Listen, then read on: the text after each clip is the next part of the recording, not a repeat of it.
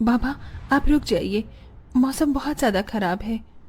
मुझे तो समझ नहीं आ रहा, ये दिन पर दिन मौसम खराब होता जा रहा है। अगर ऐसे ही चलता रहा तो मजदूरी नहीं कर पाऊंगा और घर में खाने को एक दाना तक नहीं आ पाएगा। तभी बहुत तेज आंधी तूफान चलता है।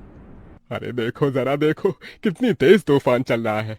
अरे महेश बेटा, तू झोपड़ी के ऊपर तिरपाल तो लगा कर आया था ना? हाँ बाबा, लगा दी थी तिरपाल। और उसके ऊपर तूने ईंटें रखी थी या नहीं? बाबा, ईंट रखना तो मैं भूल गया। महेश के इतना कहते ही झोपड़ी के अंदर बारिश की वजह से पानी टपकना शुरू हो जाता है। हे भगवान महेश, तूने ये क्या किया? तुझे मैंने कहा था बारिश और तूफान तेज है, तुझे ईंटें रख देनी चाहिए थी। मुझे लग रहा है कि तिरपाल उड़ गई। चल चल मेरे साथ चल। अब तुझे मेरे साथ भीगते हुए मेहनत करनी होगी, नहीं तो पूरे घर में पानी ही पानी भर जाएगा। देवेश इतना बोल ही रहा था कि घर के अंदर वाकई छत से पानी टपकने लगा। हाँ पिताजी, आप सही कह रहे हो, चलो चलते हैं जल्दी से। दोनों बाप बेटा बारिश में बाहर निकलते हैं और झोपड़ी की छत पर तिरपाल को सही से लगाना शुरू कर देते हैं। अरे बेटा, ईंट को अच्छे से रखना, कहीं ईंट गिर न जाए। ठीक है पिताजी, सही सही रखूंगा। महेश इतना कहकर अच्छे से ईंट से तिरपाल को दबाने लगता है, जिससे छत ढक जाती है और झोपड़ी में पानी टपकना बंद हो जाता है। लेकिन इसी के चलते हुए बेचारे दोनों के दोनों बहुत बुरी तरह भीग जाते हैं। अरे चलो बेटा, बहुत ठंड हो रही है, बाहर घर में चलते हैं। चलो, बरसात में मौसम बिल्कुल ठंडा हो गया है। हाँ पिताजी, आपने बिल्कुल सही कहा, चलिए। जब दोनों बाप बेटा घर के अंदर आ जाते हैं तो मेघा उन्हें सूखा कपड़ा देती है और अपना शरीर पोंछने के लिए कहती है। आप लोग अपना शरीर पोंछ लो और सूखे कपड़े पहन लो, नहीं तो ठंड लग सकती है। मेघा के दिए हुए कपड़े दोनों पहन लेते हैं। तभी बीमार शकुंतला बिस्तर पर पड़ी हुई मेघा से कहती है। अरे बेटी, तूने खाने के लिए कुछ बनाया नहीं? माँ, मैं बारिश के रुकने का इंतजार कर रही हूँ। घर के अंदर खाना कैसे बनाऊंगी? सारे में धुआं ही धुआं हो जाएगा। मेरी दवाई का समय हो गया है और मुझे भूख भी लग रही है। ठीक है माँ, मैं कुछ करती हूँ। मेघा अपने सिर पर एक सफेद कट्टा रखकर बारिश से बचते हुए बाहर से कुछ ईंटें लाकर घर के अंदर ही छोटा सा चूल्हा बना लेती है और उसी पर खाना बनाना शुरू करती है। अरे बेटी, पूरे घर में धुआं ही धुआं हो गया है। पिताजी, खाना बनाना भी तो बहुत जरूरी था। मेघा जैसे तैसे करके जल्दी जल्दी खाना बना लेती है। वो खाने में नमक मिर्च वाले चावल ही बना पाती है। माँ, माँ उठो, ये लोग खाना खा लो।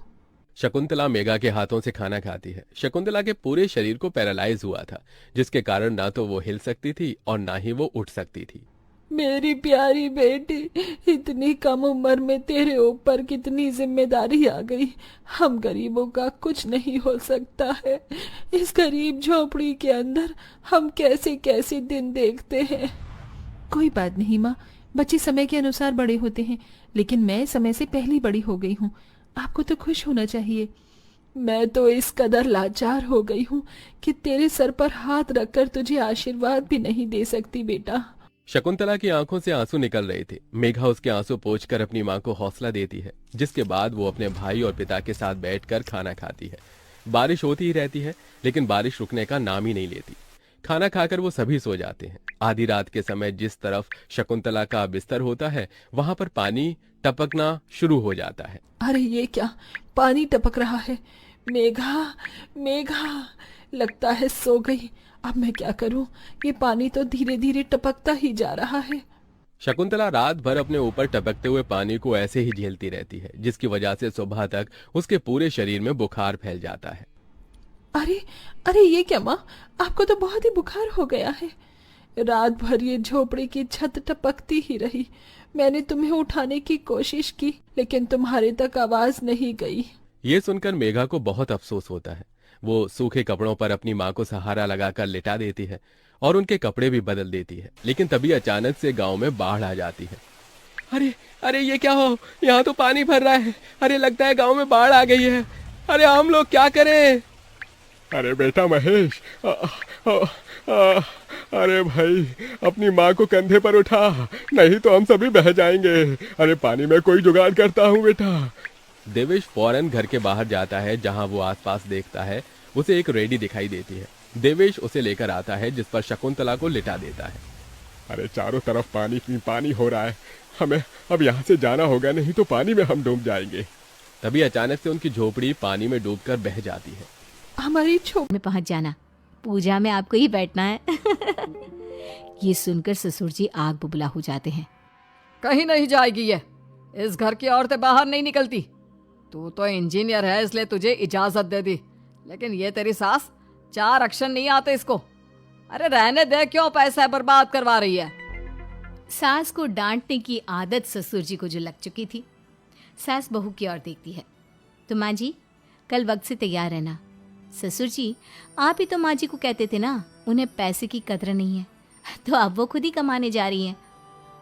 अरे और क्या पापा, देखिए मीना ने कितना अच्छा बुटीक खुला है माँ के लिए। अरे रहने दो, ये कुछ नहीं कर पाएगी, गंवार कहीं की। ससुर की रजामंदी ना होने के बाद भी सास काम करती है, लेकिन ससुर भी ससुर होता है। एक रोज सास देर से घर आती है। कहाँ घूम रही थी? ये कोई वक्त है घर आने का? घर का ठेका क्या आप मर्द लेंगे? अब लगोगी रसोई में, क्योंकि तुम्हारी बहू रानी भी नहीं आई अभी तक। पापा आज बाहर से ही मंगवा लेते हैं। आज बहुत ज़्यादा काम था, किसी की शादी का पूरा कपड़ा सिलना था। कल उन लोगों की ट्रेन थी, खुद बैठकर काम करवा कर गए हैं। बहू ये पैसे हैं आज के गल्ले के, ज़रा संभाल ले।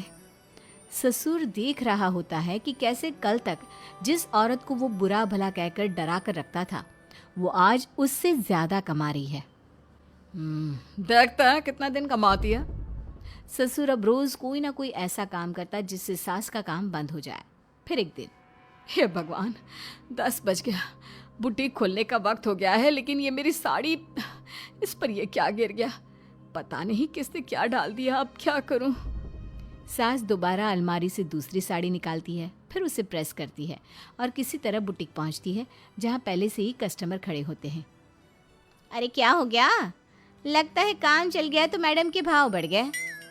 पता है इस धूप में पिछले आधे घंटे से खड़े हैं, पता होता तो वो बगल वाली शॉप में ही दे देते। अरे अरे माफ़ करिएगा, वो क्या हुआ ना, तैयार होकर निकल ही रही थी कि साड़ी में सॉस गिर गया। दोबारा साड़ी चेंज की तो आप आई। ठीक है, लेकिन अब आ गई है तो ज़रा जल्दी से कपड़े दे दो, हमें जाना है। सास को कस्टमर की बात बुरी लगती है, लेकिन क्या करती, वो जल्दी से सभी को सारा सामान देकर विदा करती है। सारा दिन काम करती है। वो निकल ही रही थी कि एक कस्टमर आती है। जी वो मेरी साड़ी है ना शादी की, उसका लहंगा बनवाना है। हाँ हाँ क्यों नहीं, बनवा लो। शादी की साड़ी के साथ इमोशंस जुड़े होते हैं। बिल्कुल सही बोला आपने, परसों मेरी शादी की सालगिरह है तो ज़रा बना देना। अरे नहीं, इतनी जल्दी कहाँ तैयार होता है शादी का लहंगा, कम से कम 4 दिन तो। देखिए आप 2 दिनों में जितना कमाती है ना वो मैं आपको 1 दिन में दे दूंगी। बस मेरी ये शादी की साड़ी का लहंगा बना दीजिए। सास को भी अब पैसे की लालच आ जाती है। वो सोचती है कि वैसे भी कोई अर्जेंट काम नहीं है तो वो मैनेज कर लेगी। अब ठीक है, नाप दे दीजिए। औरत नाप देकर वहां से चली जाती है। सास सोचती है कि घर जाकर रात में काम करेगी। ये सोचकर वो उस औरत की शादी की साड़ी घर ले आती है। वाह, अब काम घर पर भी ले आ रही हो। हाँ, लेकिन घबराइए नहीं, घर के काम में कोई असर नहीं होगा। सास घर का काम करती है, बहू के साथ खाना बनाती है, खिलाती है और फिर क्या बात है सासू माँ, बड़ी जल्दी जल्दी काम कर रही हैं आज। सास बहू को सारी बात बताती है। क्यों माँ जी, इतनी भी क्या मेहनत करना? अरे बात सिर्फ पैसे की नहीं है, बल्कि उस बेचारी औरत की इमोशंस की भी थी। ये उसकी शादी की साड़ी है ना। ससुर पास खड़ा सब सुन रहा था।